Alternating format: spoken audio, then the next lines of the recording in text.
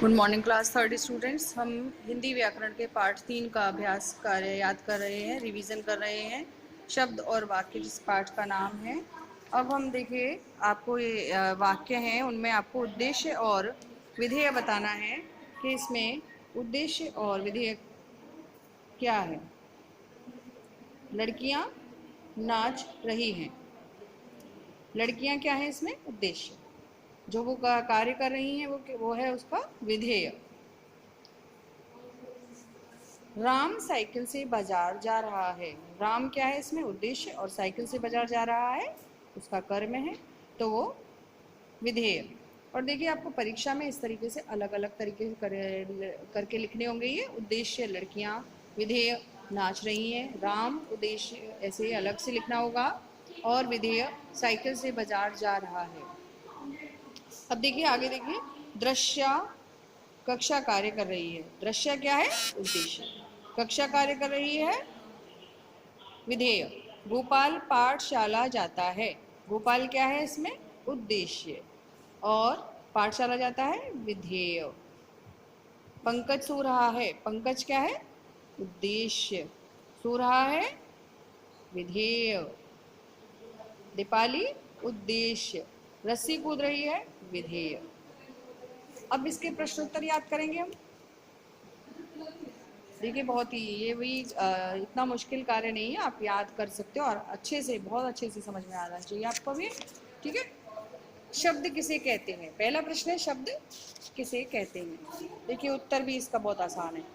वर्णों या वर्णों एवं मात्राओं का ऐसा मेल जिसका सार्थक अर्थ हो शब्द कहलाता है। आपने कॉपी में भी उत्तर लिख रखा है ये वाला। वर्णों या वर्णों एवं मात्राओं का ऐसा मेल जिसका सार्थक अर्थ हो शब्द कहलाता है। वाक्य किसे कहते हैं, बताइए वाक्य किसको कहते हैं। शब्दों का ऐसा क्रम जिसका एक सार्थक अर्थ हो वाक्य कहलाता है। शब्दों का ऐसा क्रम जिसका एक सार्थक अर्थ हो वाक्य कहलाता है। और अब आपका तीसरा प्रश्न है, उद्देश्य किसे कहते हैं। उद्देश्य किसे कहते हैं, ठीक है। वाक्य में जिसके बारे में कुछ कहा जाए उसे उद्देश्य कहते हैं। जैसे इंग्लिश में कहते हैं सब्जेक्ट, और कर्ता कहते हैं हिंदी में, उद्देश्य भी कहते हैं, ठीक है। अब है आपका चौथा प्रश्न, विधेय किसे कहते हैं। अभी हमने याद किया था, वाक्य में उद्देश्य के बारे में जो कहा जाए उसे विधेय कहते हैं। वाक्य में उद्देश्य के बारे में जो कहा जाता है उसे क्या कहते हैं, विधेय कहते हैं। पांचवा प्रश्न है आपका, विधेय में क्या क्या आता है।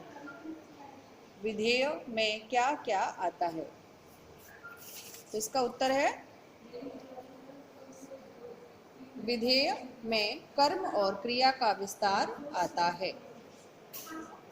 तो ये पांचों प्रश्न उत्तर आप लिखकर देखिए, आपको अच्छे से याद हो जाएंगे। और आप लिखकर नहीं देखेंगे तो आपको एक परीक्षा में परेशानी आएगी, फिर आप वाक्य बनाना नहीं जान पाते हैं, आपको कैसे उत्तर लिखना है ये नहीं पता चलता। इसलिए बच्चों, आप लिखकर ही याद किया करो। लिखकर अब याद करोगे तो आपके दिमाग में बहुत अच्छे से याद हो जाएगा सब कुछ, ठीक है। धन्यवाद।